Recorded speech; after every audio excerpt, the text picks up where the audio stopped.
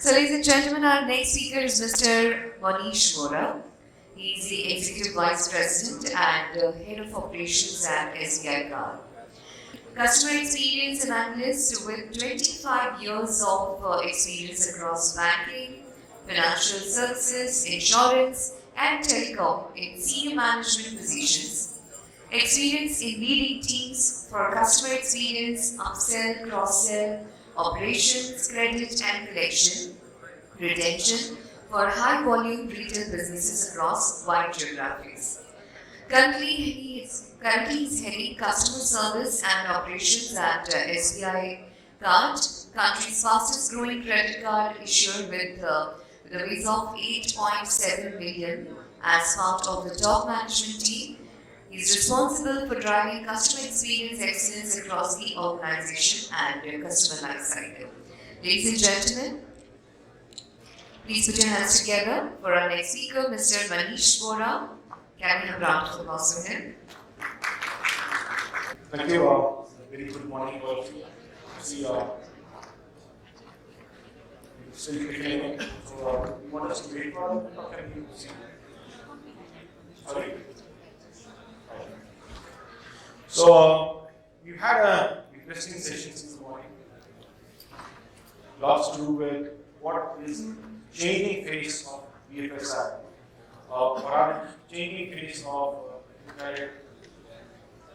customer experience and operations. Because irrespective of what we look at it, the fact is at the end of the day, we are looking at what is it that the customer is looking for.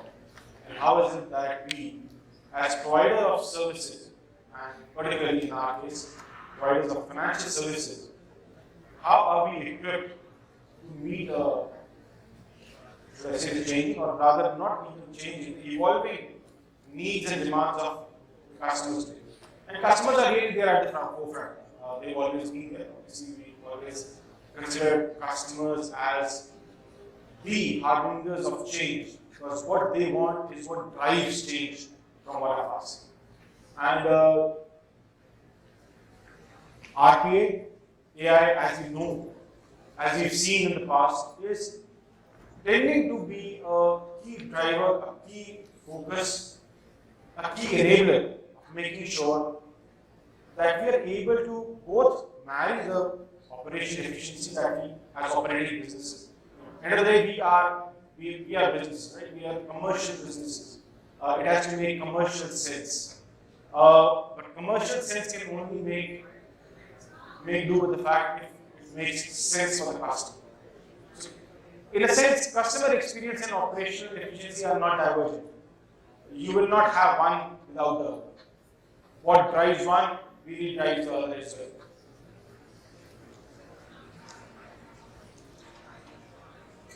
If we move on.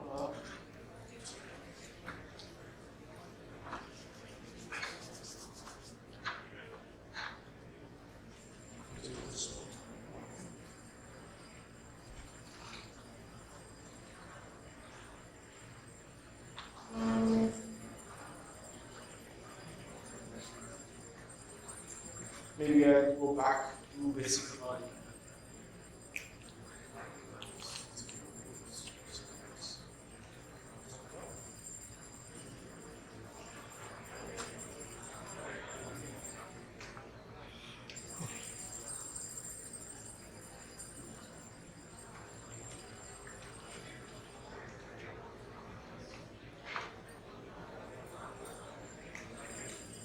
Well, I guess just giving everybody time to settle in.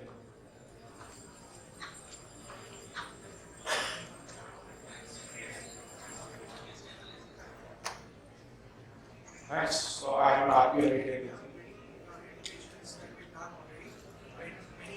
Well, I guess nothing in this slide is actually new for anyone of us. Anybody who's actually been familiar with what RPA is, what RPA does.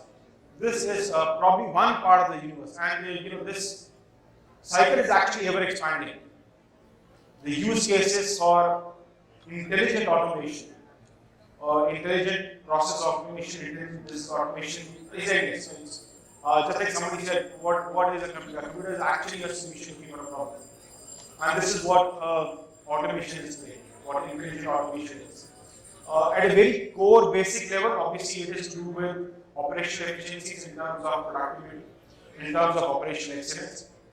And when we talk about operational excellence, I think there are three key factors that we really look at, and I call them PACE: productivity, accuracy, and speed. Because these are the hallmarks of what an operationally efficient unit is. And what they lead to is obviously effectiveness. None of them in isolation, but probably all of them together necessary, maybe not still sufficient conditions to actually be an effective business operation. And like I said earlier, what it will lead to obviously is an enhanced experience in the customer. Now, when we talk about productivity and we talk about accuracy, there are two very big items in accuracy. One is consistency, keeping on doing the same thing well over and over again. And this is where the core RPA actually started off. The core RPA started off with the fact that how do you make sure that activities which are algorithmic in nature, which are binary in nature, activities which are clearly defined, which are mundane in a sense, which are something that does not really need a lot of analytical skills behind it, can actually be done more efficiently in a repetitive environment with more accuracy, reliability, and speed. And that is led to where we transgress from putting out those particular elements of an operation out from the human element and putting them into the robotic element. And what really has happened is, I think there's always been a conundrum of is RPA really good for employees or bad for employees, but I can tell you with experience, wherever we deployed RPA, we found that it actually helped in increasing employee morale.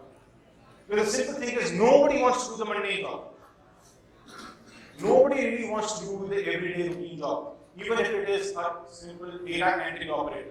The fact is, the 32 fields that a data entry operator needs to put in, now he would rather spend time looking at the critical fields, looking at the outages in the data, rather than entering those 32 fields. So, in the end, it actually gives a sense of empowerment to even the frontline employees to make sure that they believe and they do understand the fact that they are doing at least the job one notch higher than what they were doing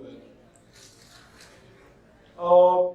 Equally important is items of compliance. And particularly in our industry, with the growing needs of compliance, with a growing sense of regulatory imminence, and the fact that when you tie this in with the fact that it is actually something which is in the consumer's interest, and I'm sure a lot of you that in the past 2 years, the RBI has been pretty active in terms of the consumer education and protection. In fact, the entire CPD, the Consumer Education and Protection Department, has really taken over a lot of processes, look at where these chinks in the armor are. And compliance is becoming increasingly an item that nobody can do. And there are people who actually earn the wrath of the regulator for being on maybe the grey side, but there is no grey side anymore. And what really makes it important is because, like it or not, there is a cost of compliance.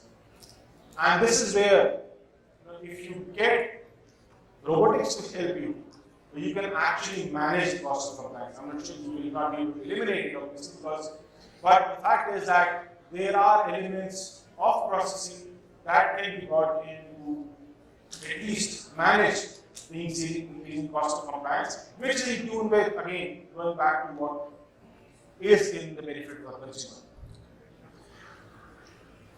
Going back to employee experience, one point that I wanted to share again was the fact that it is why it really also helps in enhancing the customer experience. In fact, because end of the day, most of the technology that we look at is actually non-invasive. It's even if it is an assisted bot. At the end of the day, it's something which is sitting behind the scenes. It's not your boss, your supervisor who's looking over your shoulder. And that's very important because whenever you are talking about an operator who feels that there's somebody shadow boxing in it, that is where we find that it's going to become difficult. But when you have something which is a genuine assistant to you, which is there when you need it, which gets invoked probably automatically or remotely or manually, whenever the requirement is there, it definitely is a non-invasive mechanism to make sure that we are able to help out the ultimate activity. I'm sure all of us know what a simple life cycle is. I just wanted to go through the fact that the simplest use cases are the ones that actually make the most difference. And this is something that I think a lot of people have deployed and gotten benefit out of. Just a simple activity of reading an email, a simple activity of getting into an Excel sheet, looking at, and I do tend to probably say a lot of times, the fact is, an RPA end of the day started with just being basically what the mother of all calculations is the Excel. It's just Excel macro, which actually developed into an algorithm, which is now something that has now gone ahead and taken far more important shape. But end of the day, I think what is important is the fact that there is always going to be a human at the end of the chain. And that's not just the customer always. You need a human at the end of the chain to make certain cognitive decisions. That is the situation today. Is this something that is going to continue? Maybe not. Or maybe at a different or an elevated level. And this will come to how is it that over the period we've actually looked at the entire process automation, so to say, spanning from simple activities. It started with just an integrated desktop, getting into process automation. Then we talk about the virtual assistants, the assistants who are sitting in the background, those that get invoked either with algorithms or manually to make sure that they intervene at the right time, at the right place, with the right information, and at times with also the right action. But ultimately, what we're looking at is the fact that can these algorithms move from being purely algorithmic to, let me just jump in, because I think what we really need to look at is, can we become cognitive? From becoming a binary yes or a no. And that is where the challenge is. The challenge is, how cognitive can we make our bots? How is it that we can move these bots from their original design, which is purely algorithmic, which is purely based on mathematical formulae, because it just talks about how to do the next activity, how do we get AI imprinted into the very core of robotics. Some debates always been there in terms of is RPA the same as AI. In a sense, both of them are complementary, and we cannot really survive moving forward until unless you bridge this gap. Until there is a self-learning model that gets built into it, we will not be able to derive the full benefit of what a robotic automation can actually do. We really need to look at those opportunities where you can build in cognitive abilities. Cognitive abilities to the extent, I know there have been a lot of you would have come across, and we keep on getting into those danger areas of how much does the bot know and what all does the bot know, and how much of that is impinging on customer privacy, how much of that is impinging upon organizational efficiency, on organizational privacy. But the fact is, ultimately, this is what is leading to getting the growth engine going. The basic mundane stuff, like I said, is something that is a thing of the past. That's something that is more or less done and dusted. The next stage is for us to look at how do we build in a cognitive ability into these bots to make sure that it becomes a self-learning model, a model that can replicate, a model that can actually go ahead and move into the next stage.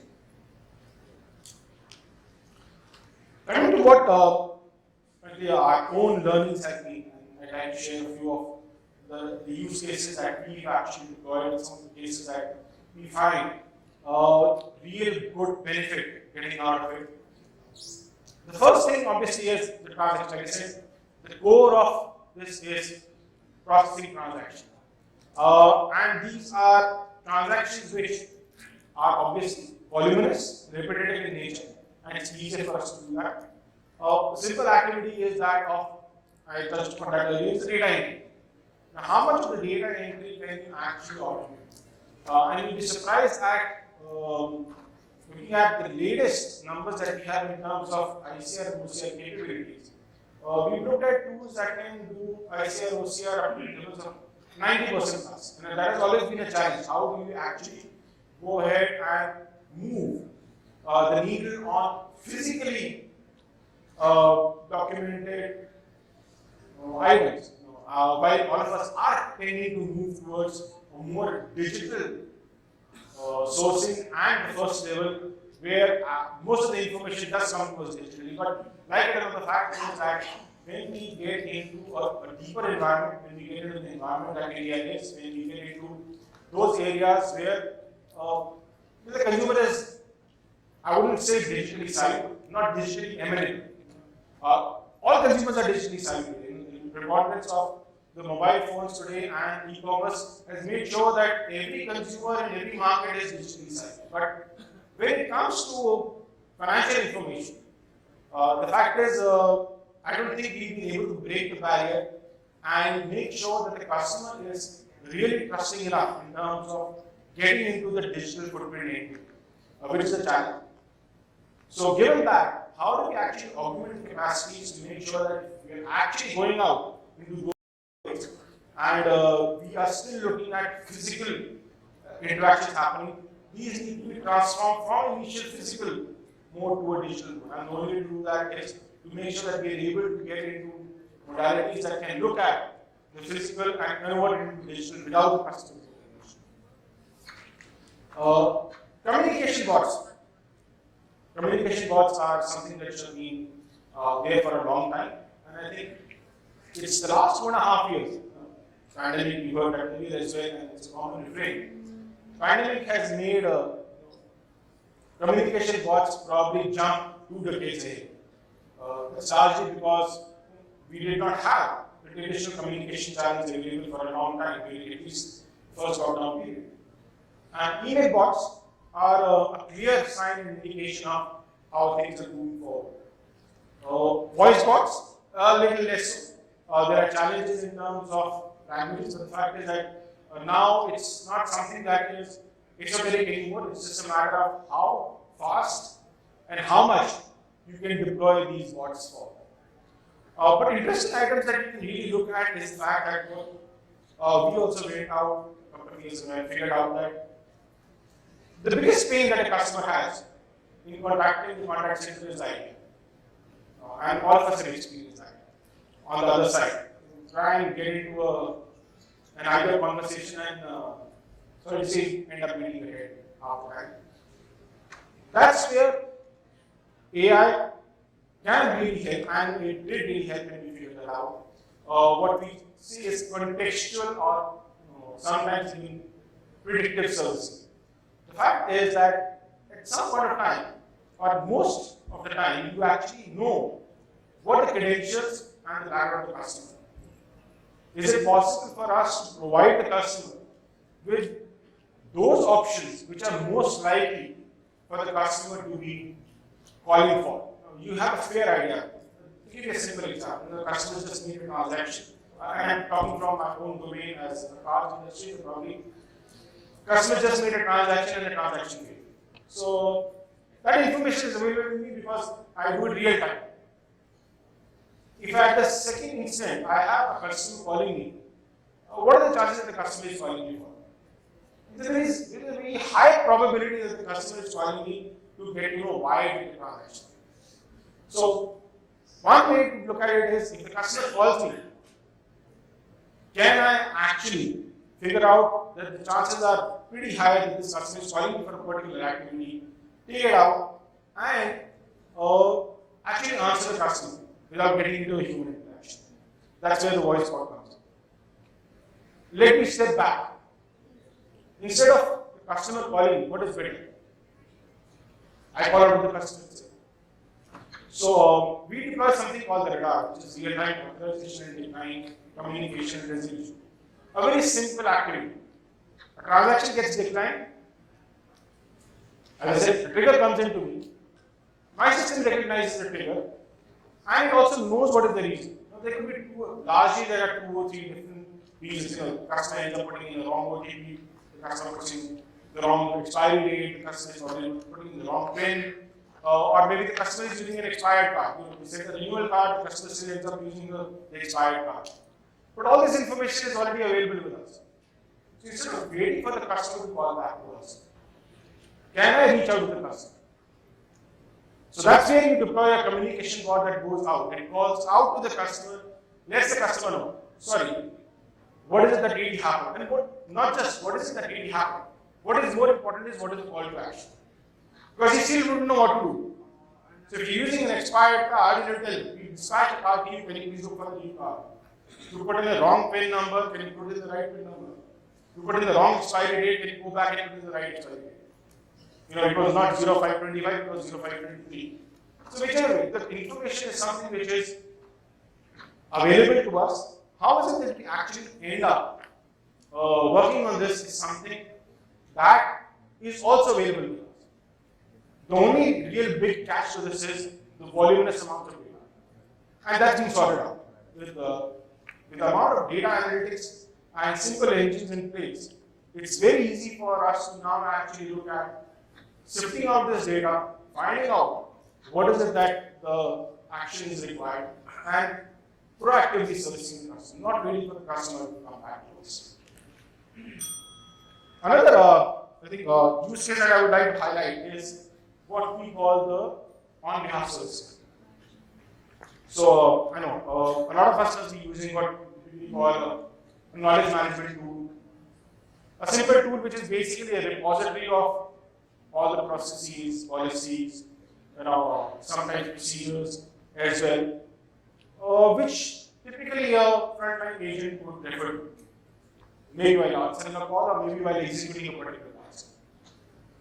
But is that where everything ends? Not really. It's end of the day, it's what is it? It's a dumb repository. It's a repository that you keep on adding on to. Yes, you can make it more efficient by making sure that the search engines are more optimized, to make sure that the user is able to access the right information, actually get the information that the user requires.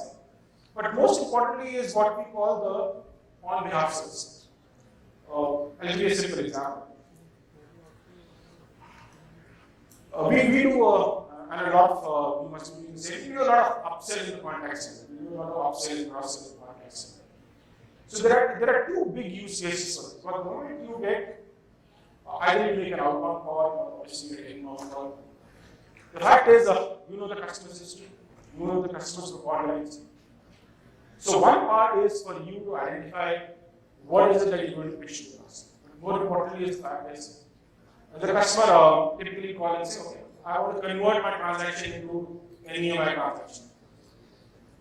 Sounds simple, but not so simple because the customer would want to know what are the rates available, what are the tenures available. If I prepaid, what will happen? If I prepaid, I take 6 months, and I prepaid in 3 months, what will happen? If I don't pay, what will happen? So a whole lot of questions. So one is answering those questions.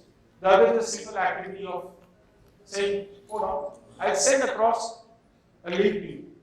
Now I'll immediately send it across to you, have a look at it, and even if you want to do it, use the same link to go online and do the booking yourself. So I'm clearly deflecting the customer from a 7-8 minute call to a digital chat. The alternate is the customer is still wanting me to do it.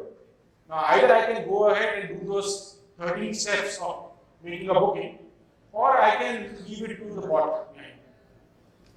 So the bot not only tells me what to tell the customer, but if the customer is actually agreeing to it, it actually goes ahead and also helps me execute.